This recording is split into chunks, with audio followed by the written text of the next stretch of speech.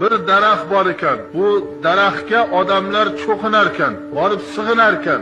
Lata bog'lashib, menga bir farzand bersangiz deyishar ekan.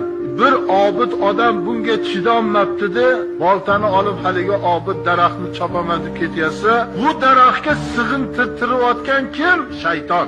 Shayton bir odam suratida chiqdi-da, birodar, maqasan kesmagin. Sendan iltimos.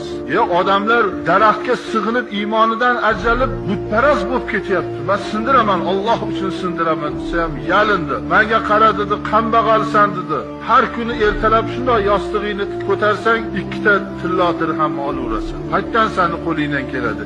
Xo'p, dur, men eplasam bo'ldimi? Sen shunday o'yganganingda yostig'ingni ko'tarasan, ikkita dirham unga turadi. Shu daraxtni kesmagin. Haligi ikkita dirhamga bechora obid aldanib qoldi.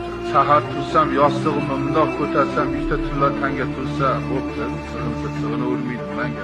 Deb turib, ketibdi orqasiga. Uxlab ertalab bundoq yostig'ini ko'tarsa, ikkita tilla tanga turibdi, xursand yonga urgan.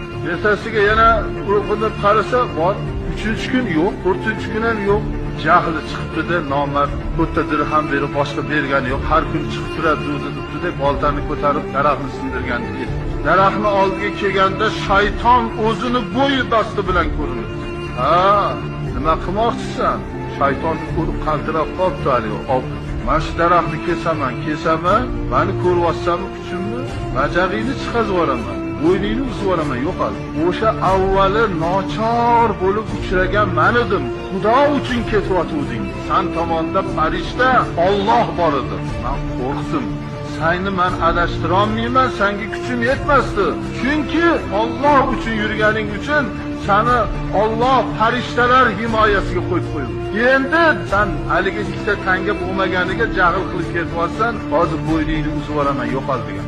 Har bir ish Alloh uchun bo'lsa maqsadingizga yetasiz.